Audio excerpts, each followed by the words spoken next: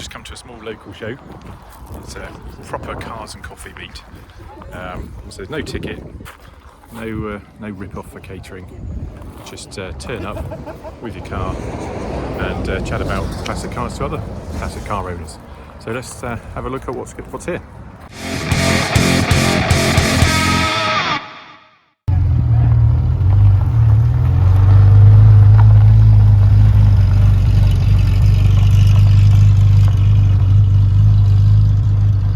This whole event is sponsored by, or arranged by, Acorn Classic, car storage and repairs. They've brought one of their customer cars, lovely silver 308, Ferrari 308. You don't often see them in silver, and ordinarily I'm not a fan, but given that most of them are red, it's not a bad thing to see one in a different colour.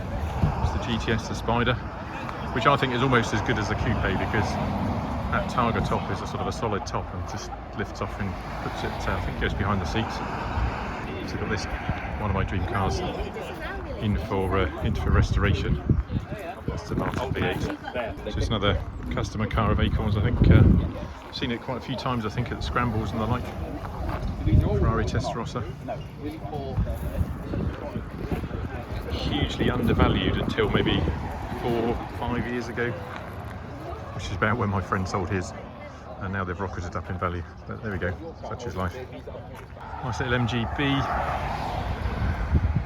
Roadster, beautiful paint job actually. It's got British Racing green with a re-upholstered interior in sort of a wine red colour.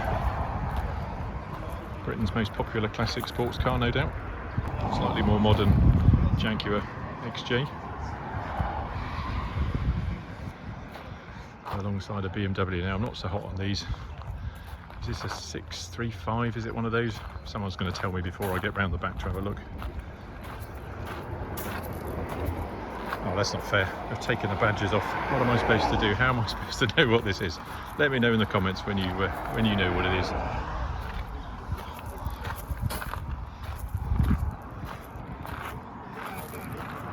A nice car.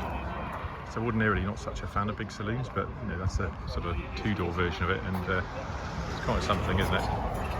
Same age as my Esprit. And sitting next to it is lovely little Alvis. Glorious car to be sat in today, isn't it? To be driving here. Saw it come in, purring sweetly. So a few more modern cars. Seat, hot Seat, BMW M2 with all the trimmings, Z4, and then this Porsche 911. So it's a Carrera. I don't know. It's hard to know, isn't it? Is it a back date? Is it a real one? Nice colour though.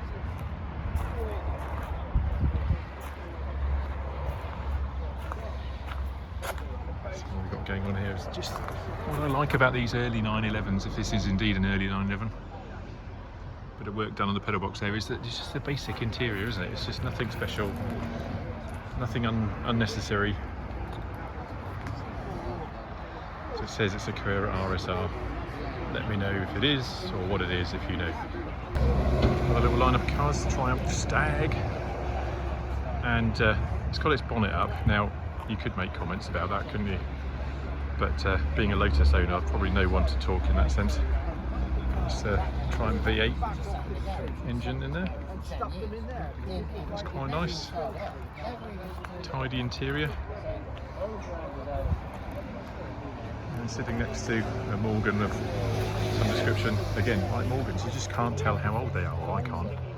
To me that looks relatively modern, but equally it looks really old, doesn't it? But it isn't old. That's the Morgan thing. And look at this thing.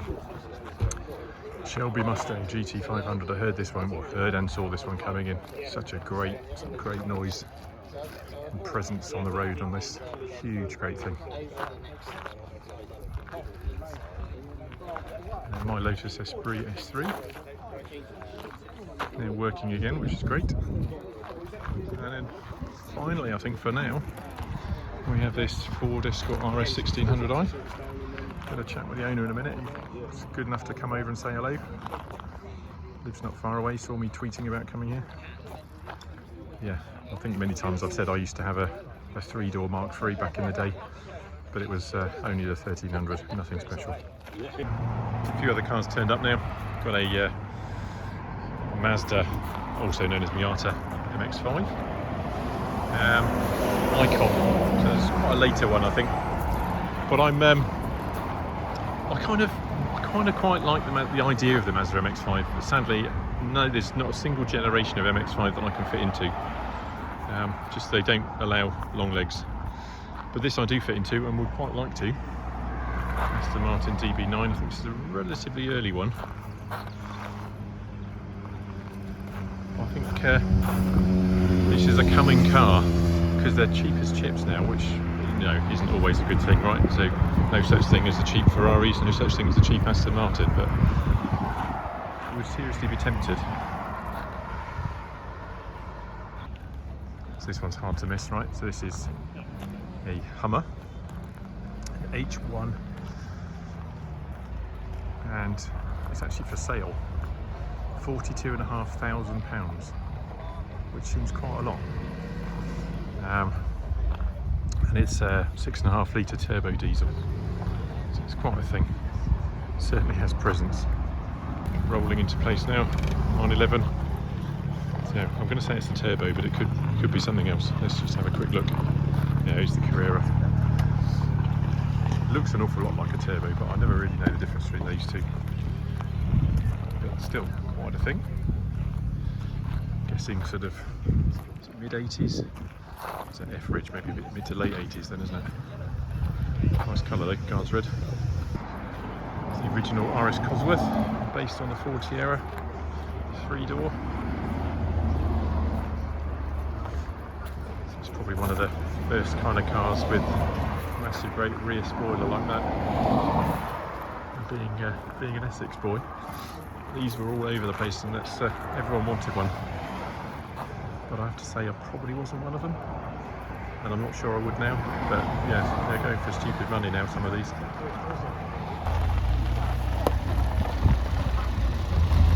You heading off?